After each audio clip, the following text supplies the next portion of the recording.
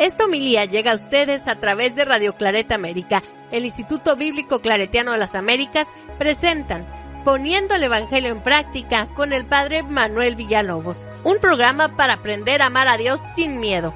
Iniciamos.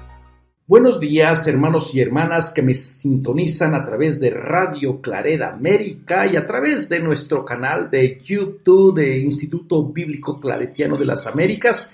Qué alegría compartir con ustedes la palabra de Dios. Domingo 28 de agosto, el último domingo de este mes, y yo todavía me encuentro por las tierras de Colombia, donde estoy acá en un curso sobre la sinodalidad y en el mundo bíblico, ¿verdad? Hoy que el Papa nos invita a volver a nuestros orígenes de una iglesia de salida, de una iglesia comunitaria, de una iglesia donde todas las voces sean celebradas. Estamos acá en un lugar que se llama El Picacho, acá en Medellín, una vista preciosa. Acá estamos verdaderamente reflexionando, aprendiendo, escuchando la palabra de Dios. Les agradezco desde aquí a todos los hermanos claretianos de esta provincia de Medellín, Venezuela, y sobre todo también a toda la gente que estamos participando en este curso. Así que bueno, andamos todavía lejos de nuestro país, pero parece que somos ciudadanos del mundo. Todas las personas que vivan con los valores de Dios, con los valores del reino, nos hacen sentir que verdaderamente somos ciudadanos de una casa común del reino de Dios. El Evangelio está tomado de Lucas, del capítulo 14, del 1 al 7, y luego por allí también se va hasta el versículo 14. Bueno, dice: un sábado entró Jesús en casa de uno de los principales fariseos para comer, y ellos le estaban espiando. Notando que los convidados escogían los primeros puestos, les propuso esta parábola. Cuando te inviten a una boda o a un banquete, no te sientes en el puesto principal. No sea que el anfitrión haya invitado a alguien de más categoría que tú y venga el que te convidó a ti y te llame también a la otra persona y le diga: cédele el puesto a él. Entonces, avergonzado, irás a ocupar el último lugar. Al revés, cuando te conviden, vete a sentarte en el último puesto, para que cuando venga el anfitrión te diga: amigo, sube más arriba. Entonces quedarás muy bien ante los comensales.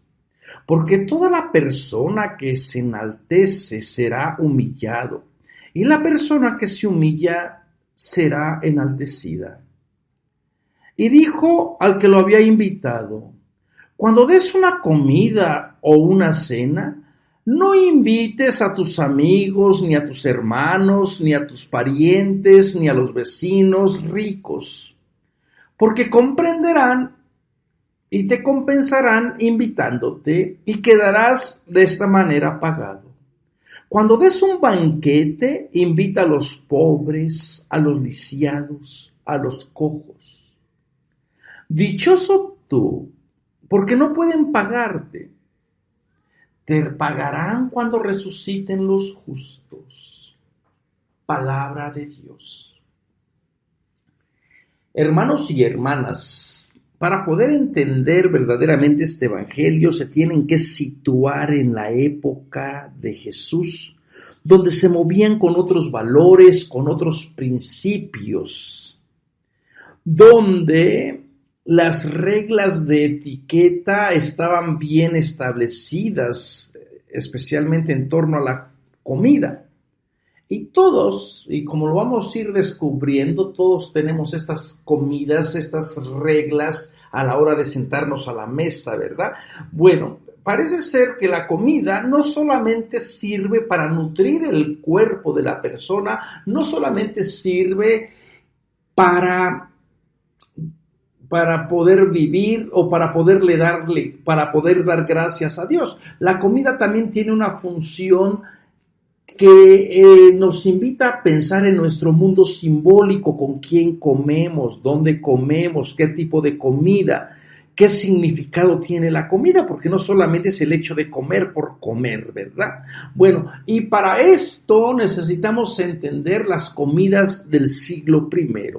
En el Evangelio de Lucas, Jesús continuamente va a una comida, viene de una comida, predica durante la comida, enseña durante la comida, cura durante la comida, perdona durante la comida. Por lo menos en 16 ocasiones Jesús está hablando de comidas. Esto quiere decir que la comunidad de Lucas parece que tiene un entorno urbano. No es una comunidad rural. Y lo que está haciendo Lucas es imitar la manera de escribir de la gente de la ciudad, especialmente la tradición de los banquetes. Si había una gente que sabía comer, que sabía vivir, esa era la gente del siglo I o de la cultura grecorromana. El hecho de sentarse al banquete, a la mesa, bueno, pues era toda una etiqueta que se tenía que observar, ¿verdad? Y mucha gente también en los banquetes eran excluidos. Y yo creo que vamos a ver cómo eran los banquetes, especialmente de las primeras comidas, y cómo es lo que Jesús propone, porque parece que entran en conflicto estas ideas de comer y de beber con la propuesta de Jesús. Primeramente, ustedes van a decir, ¿y ahora por qué nos está hablando de los banquetes del siglo I? ¿Por qué no vamos a poder entender el Evangelio si no lo hacemos? La comida lo es todo. La comida agrupa a las personas. Por allí dice un refrán nuestro que en la mesa y en el juego se conoce al caballero. Hay actitudes que observar. Hay reglas de etiqueta. Y también hay un simbolismo dentro de la comida. Estamos hablando ahorita un momento de la comida del siglo I, de las comidas que Jesús ahora parece ser que se mezcló en la comida. Entonces, las comidas crean lazos de unión. La gente en la antigüedad no se relacionaban entre la gente pobre. Las comidas eran bien elitistas. Bueno, hasta el día de hoy, ¿verdad? Ustedes no van a estar comiendo pues con las cuantas familias ricas que controlan todo el país. Uno come con su igual, ¿verdad? Y también es bien importante saber con quién tú no vas a poder comer, con quién no te vas a poder sentar. Entonces los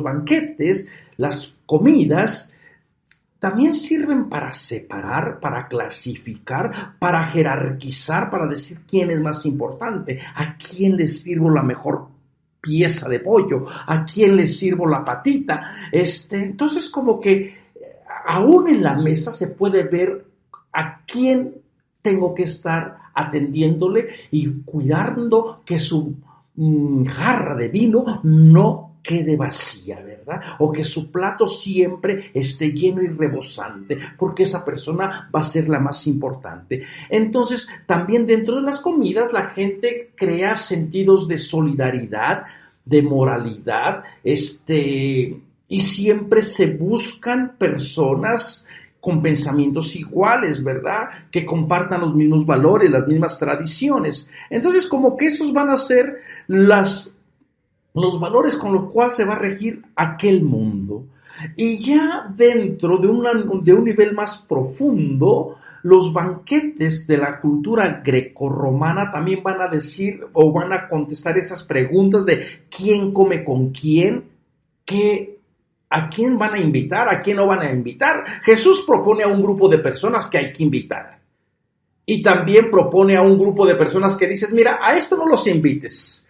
¿Qué se come? Lo que se come también es importante. Y todavía estas nociones han quedado por allí, ¿verdad? Bueno, para el pueblo, para nuestra gente mexicana, hay comidas de cuaresma. La cuaresma tiene sus propios sabores, que sus chiles chiles rellenos, que tortitas de camarón, que romeritos, que las habas, las lentejas, bueno, la capirotada.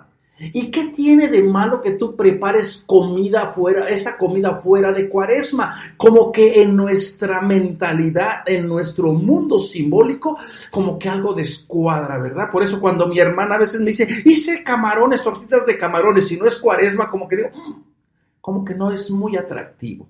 Pero cuando es cuaresma y se preparan esas tortitas de camarones, ¡uy, qué delicia! Más picosos, mucho mejor. Bueno, entonces, ¿qué se come? ¿Qué se celebra, no? Hay un día en que tú vas a celebrar la comida y a lo mejor vas a dar un banquete. Si es una boda, vas a celebrar un tipo de comida, ¿verdad? ¿Cuándo se come? ¿Qué hora del día? Para ellos va a ser muy importante para la cultura griega. Y van a comenzar prácticamente desde el mediodía y se van a amanecer en esos banquetes que están bien organizados. ¿Dónde se come? ¿Quién va a ocupar los primeros lugares? Todo el evangelio está en torno a dónde se come. ¿Y dónde se va a comer para la cultura? Para la cultura griega y grecorromana va a ser en el comedor que ellos llamaban el triclinium. Y en el triclinium, lamento decirles, solamente podían reclinarse, porque esa era la manera de comer, se apoyaban en el codo y con la mano que les quedaba libre, pues la metían a donde estaba la mesa, ¿verdad? Una mesa enfrente, una forma de U o de herradura que era el triclinium, y en cada corredorcito que tenía el triclinium cabían 3 personas reclinadas, y la persona que estaba al lado del anfitrión, esa era la persona de honor. Y desde la persona de honor se venían clasificando la de menos honor, la de menos honor, la de menos honor, la de menos honor, hasta la última persona, ¿verdad? Y lo que parece que Jesús está diciendo, tú no trates de estar a un lado del anfitrión, porque a lo mejor no es un lugar que te corresponda. Bueno, ahorita vamos a ir a ver un poquito con esos dimes y diretes. Entonces, en el triclinium va a ser una de las grandes diferencias de qué tipo de comida va a ser. Hay urgencia.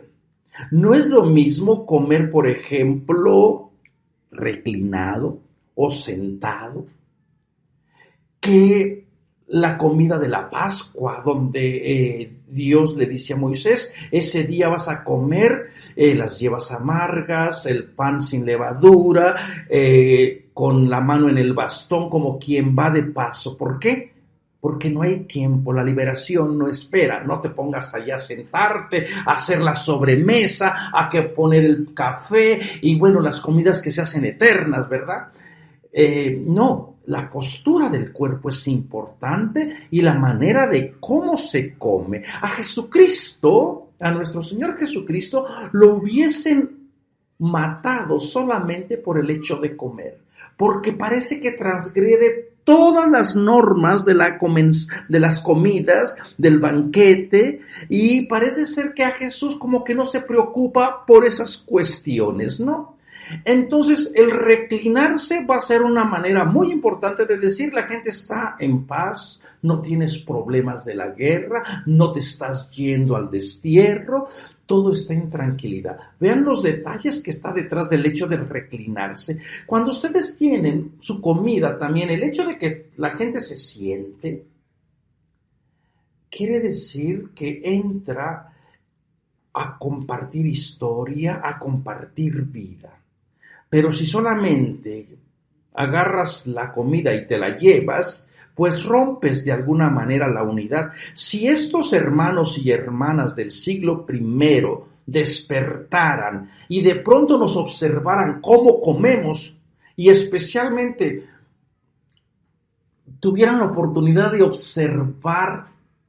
lo que hemos hecho de las comidas, cómo las hemos transformado, que presionamos un botón y hablamos por una ventanita, quiero una hamburguesa, y a los 2 minutos ya tengo la hamburguesa, me la llevo en mi carro. Para ellos eso sería impensable, inimaginable, se volverían a morir.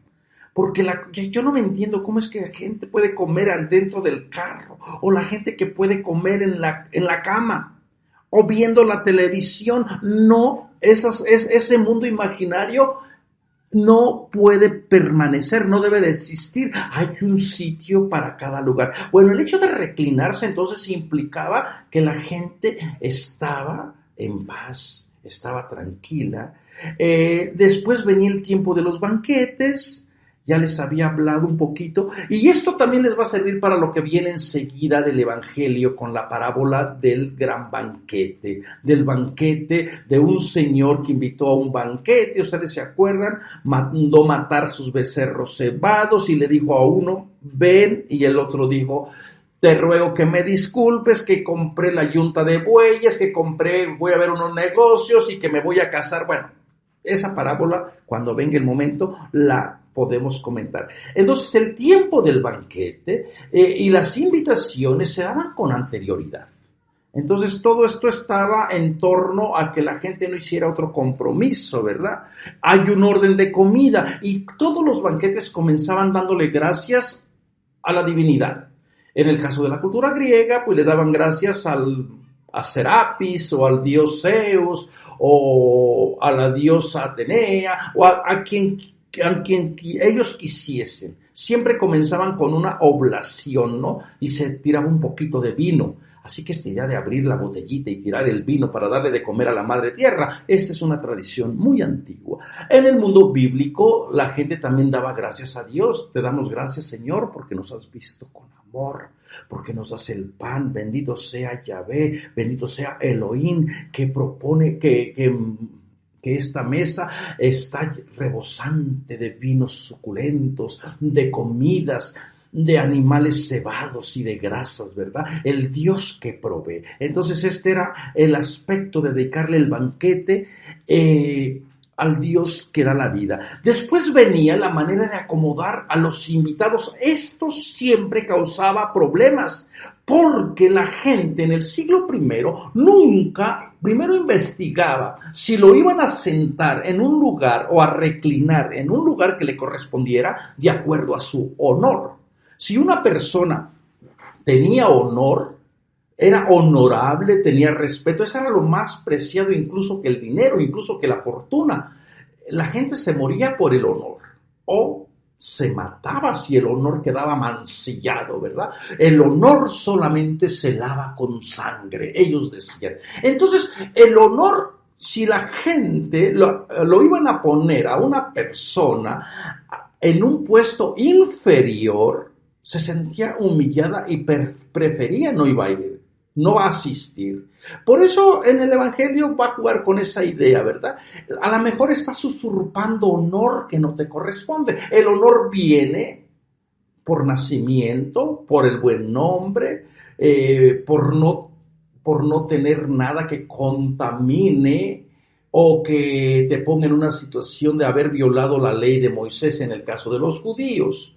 El honor es un valor que la comunidad te tiene que reconocer. No es que tú digas, yo soy honorable. No, la comunidad tiene que decir, esta persona es honesta, es justa, esta persona no es violenta, no es avariciosa, esta persona es generosa. Entonces, te daban honor. Y si nacías de una familia también, de un padre que tenía honor, se transmitía ese honor. El apellido, la sangre, era importante saber, ¿verdad?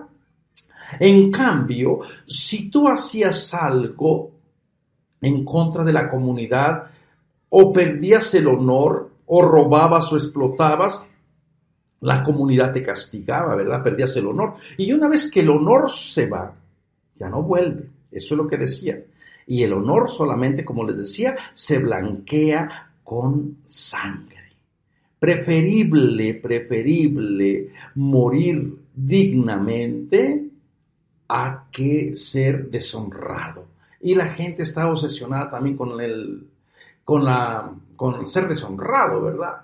¿Cómo podría una persona ser deshonrada? Bueno, pues que su hija quedara embarazada sin haber estado casada, que su hijo fuera un borracho o no respetara la ley de Moisés, que fuera una persona que no respetara a los ancianos. ¿Cómo podía ser una persona deshonrada? Pues que se dedicara a robar, a quebrantar, como les decía, los mandamientos. El honor se iba perdiendo, ¿no? O que te insultaran públicamente y tú no respondieras el insulto, ¿verdad? También esa es otra manera de perder el honor. Después viene, entonces, el acomodar a los huéspedes, a los invitados, requería de mucho cuidado, porque el anfitrión tenía que estar cuidando a cada quien, proporcionarles un lugar de acuerdo al honor que la gente le había asignado previamente, ¿no? El anfitrión entonces va a tener esta función. Después, regularmente, cuando se reunían, se elegía a una persona, al simposiarca, que era una persona que iba a dirigir por esa noche, iba a servir de líder para decir a qué hora tomar la primera copa de vino, a qué hora tomar la segunda copa de vino, para dar la oportunidad a la persona de que hablara, para poder evitar que alguien controlara la conversación. Entonces, el simposiarca era una persona que el anfitrión designaba para decir: tú vas a estar observando, guiando, que todo el banquete se desarrolle muy bien. Así como el banquete de Jesús, ¿verdad? Que lo invitaron y el simposiarca, el fariseo, está observando. Pero lo está más bien casi como acechando para ver qué hace Jesús. Bueno, ni se imagina lo que va a hacer Jesús. Y después viene también el invitado de honor. Como les decía, siempre había un invitado de honor. Y el invitado de honor, regularmente el hijo mayor, era el que le correspondía recibir a los invitados y el acomodarlos en algunas ocasiones. Y cuando llegaba el padre, el anfitrión, pues observaba que todo el mundo estuviera bien sentado, bien reclinado, ¿no? Con el invitado de honor. Y regularmente también entre comida y comida se hacía un espectáculo, entretenimiento, de acuerdo a las tradiciones, ¿verdad? Si a veces eran para discutir algún problema. Por ejemplo, si lo estábamos hablando de el banquete de Platón, por ejemplo, si ustedes no han leído esa obra, léanla, donde se empiezan a hablar temas de la belleza, de la bondad, de la verdad, de la justicia dentro de este banquete, ¿verdad? Ya cuando la gente ha tomado. Después, en algunas ocasiones también en los banquetes vienen las flautistas, vienen las chicas a entretener a los hombres, y algunos banquetes terminaban siendo verdaderos bacanales, ¿verdad? Entonces, eso era lo propio de la estructura del banquete. Y bueno, ya para terminar, también había personas que no eran invitadas, pero que se metían sin haber sido invitadas. ¿Cómo podía una gente, sin ser invitada, entrar dentro del banquete? Es gente que no tenía honor, porque una persona que es honorable, pues si no te invitan, tú no vas a ir, porque vas a perder el poquito honor que tienes. Pero había gente ya sin vergüenza o gente borracha que se metía y causaba conflictos. Ya a la gente no le importaba absolutamente nada porque ya había perdido todo, entonces se metían allí. Y también otra de las cosas que eran importantes en estos simposios eran los perros. Los perros que servían para limpiar todo lo que caía de la mesa, ¿verdad? Por allí tenemos un encuentro de Jesús con una mujer también que le llama perra, y le dice: no está bueno quitarle el pan y echárselo a los perros, simbolizada a la mujer. Y la mujer le dice: sí, los perros comen de la mesa de los elegidos del pueblo judío. Bueno, entonces estas eran las estructuras que se guardaban más o menos dentro del banquete, y como ustedes pueden imaginar, en cada banquete hay divisiones. Ahora sí, volviendo a nuestro evangelio, ¿por qué Jesús cambia las reglas de la comida, de la etiqueta.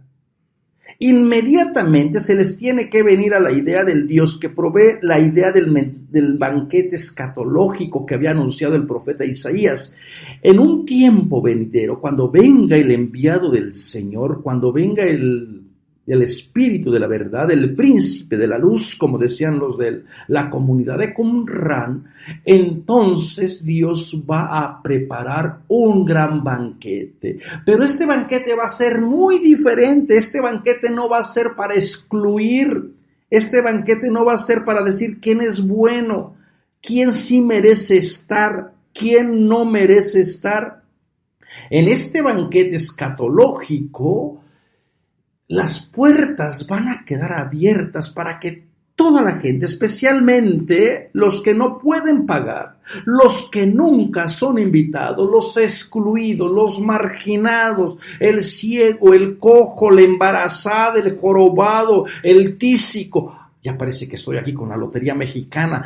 Todas estas gentes que la ley los había excluido, cuando venga el mensajero de la paz, cuando venga a inaugurar el banquete de la vida, entonces el banquete quedará abierto para toda la humanidad.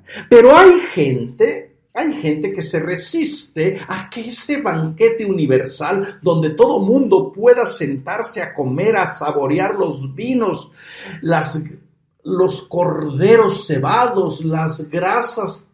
A ellos les encantaba la grasa, no tenían problema con la diabetes, ni con la colesterol, ni con todas las enfermedades que ahora estamos aquí. Bueno, entonces hay personas que todavía quieren que los banquetes sean de unos cuantos, que el acceso a experimentar la salvación de Dios se dé por goteo, para decir, a ver, vamos primero a examinarte si eres digno, si eres digna. Y uno de esos grupos parece que son los maestros de la ley. Porque desde el punto de vista de la ley, la ley nos sirve para distinguirnos.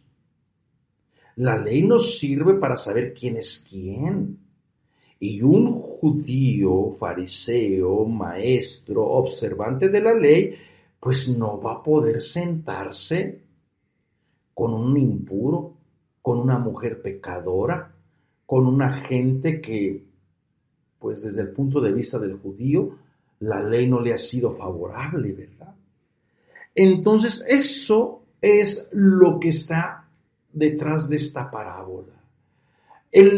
Fíjense qué importante, el judío ve a Jesús, lo está espiando para ver cómo se comporta, a ver si Jesús sabe guardar las normas de etiqueta. En cambio, Jesús también está viendo de regreso, o lo mira nuevamente por medio de los cuerpos de los invitados, de decir, ustedes que están moviéndose por estos valores de primeros, por estos valores de privilegios, por estos valores de quién se sienta dónde, a quién se le sirve la mejor comida, no han entendido que en el banquete que Jesús presenta está abierto para toda la humanidad. No han aprendido absolutamente que el banquete de Jesús es para que toda la gente tenga vida. Dice, notando entonces, Jesús está notando que los convidados escogían los primeros puestos. Nada más hay un puesto de honor. Entonces, literalmente, tenemos documentos donde la gente literalmente se mata por el primer lugar. Y esos aquí también se matan por el primer lugar. Gracias a Dios que estas luchas de poder ya no existen en nuestras comunidades. Gracias a Dios que nadie quiere ser primero en nuestras comunidades. Nadie se anda peleando el micrófono. Nadie anda diciendo solamente yo y el Espíritu de Dios somos uno mismo, ¿verdad? Qué bueno que esas gentes ya no existen, porque en nuestras comunidades lo único que existe es gente trabajadora, gente que está dispuesta a servir, gente que no busca primeros lugares, gente que ve en lo cotidiano de la vida la presencia de Dios.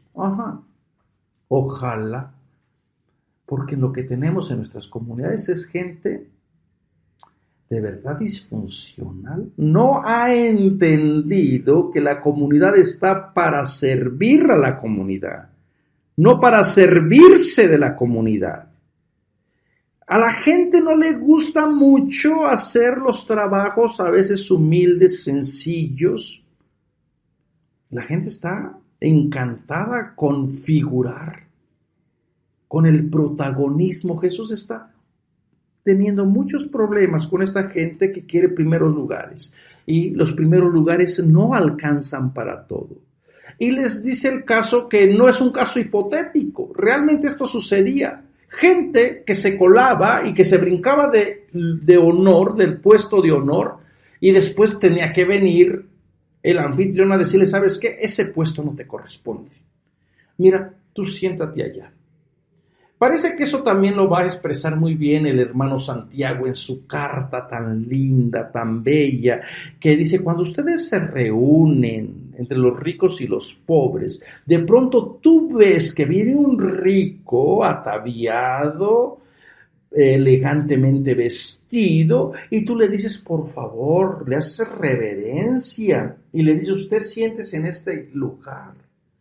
En cambio, dentro de la comunidad viene un andrajoso, viene una persona pordiosera y tú lo miras con desdén y le dices, tú quédate por allá en el rincón aquel allá, de rodillitas te quiero, porque así es lo que Dios quiere. Y Santiago dice, hermano, no es esto hacer favoritismo. Fíjense cómo somos tan mezquinos, ¿verdad? Regularmente la gente con los que tienen más poder, que son importantes, regularmente bajamos la cabeza, nos volvemos serviles. Pero con la gente que nosotros pensamos que está abajo de nosotros, que es más humilde, nos volvemos tiranos, nos volvemos faraones, nos volvemos capataces, en vez de hacerle sentir al Dios amor, al Dios que se quede en comida, que bendice comidas. Entonces, este caso de Jesús, la comunidad no tiene que buscar primeros lugares. Esto lo anunció María desde el principio. El Dios de Israel hace justicia a su nueva comunidad, derriba del trono a los poderosos, enaltece a los humildes. La pirámide queda ahora volteada.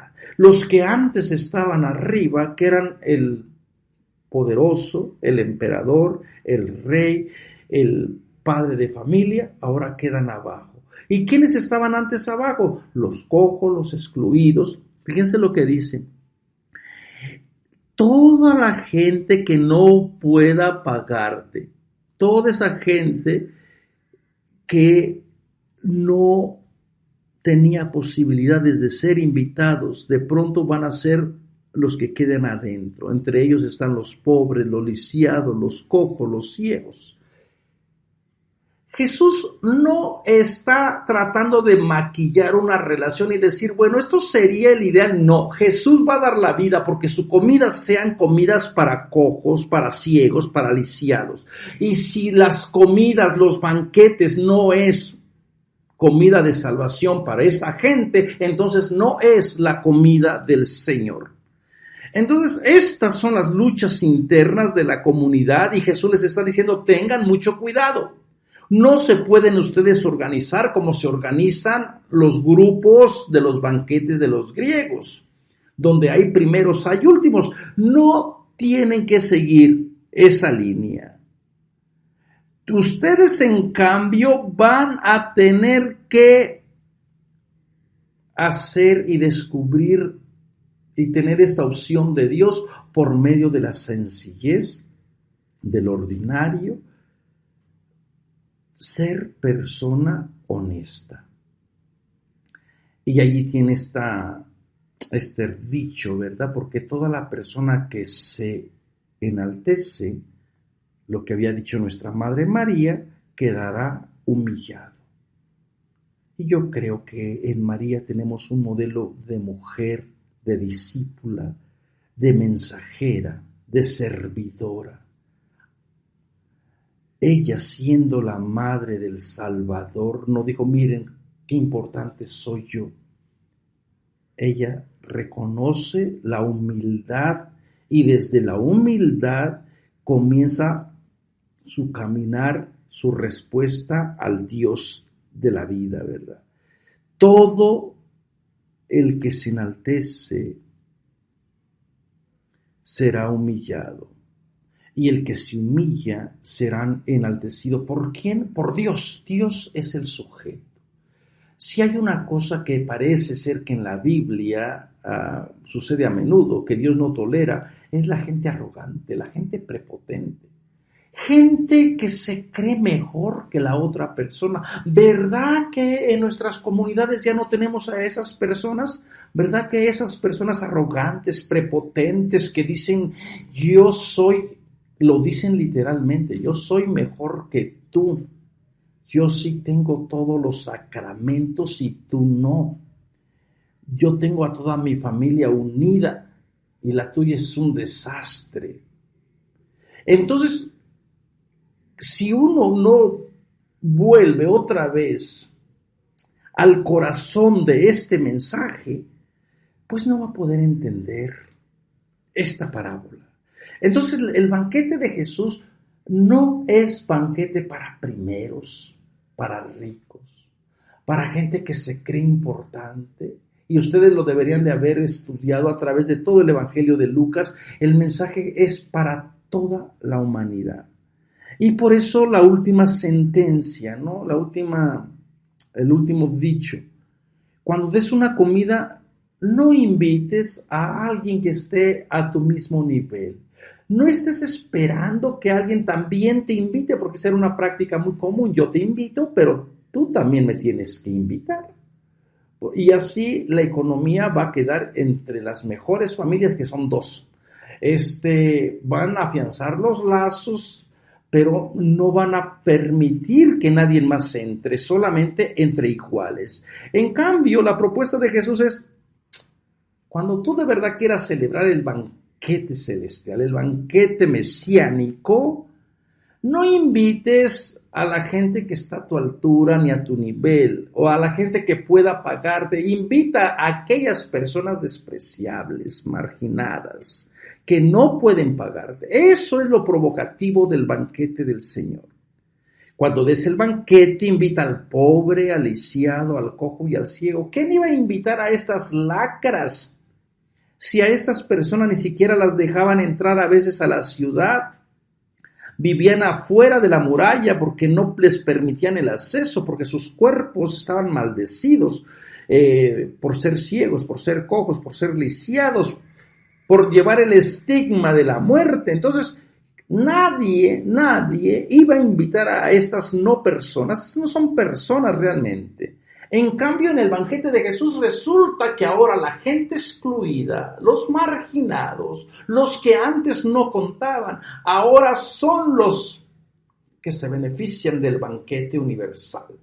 Y bueno, no sé si la próxima lectura del próximo domingo continúe, porque en el Evangelio viene enseguidita, para que no les quepa ninguna duda qué tipo de banquete es el que Jesús quiere. Nos presenta el banquete del hombre rico que hace el banquete, mandó matar sus becerros y la gente no fue. ¿Y qué hizo? Fue a los caminos, al cruce de las veredas, a las murallas y les dijo, vengan al banquete. Hermanos y hermanas, vean qué bonito los banquetes de Jesús, pero las comidas son escandalosas, escandalosas. ¿Qué hemos hecho de los banquetes de Jesús? Analicemos un poco, por ejemplo, cómo son nuestros banquetes de la Eucaristía. ¿Son banquetes abiertos para ciegos, para cojos, para lisiados, para gente excluida? ¿O hay personas que no son invitadas al banquete? ¿Hay gente que no se puede acercar porque han cambiado los tiempos? Se nos ha olvidado que este banquete era para toda la humanidad.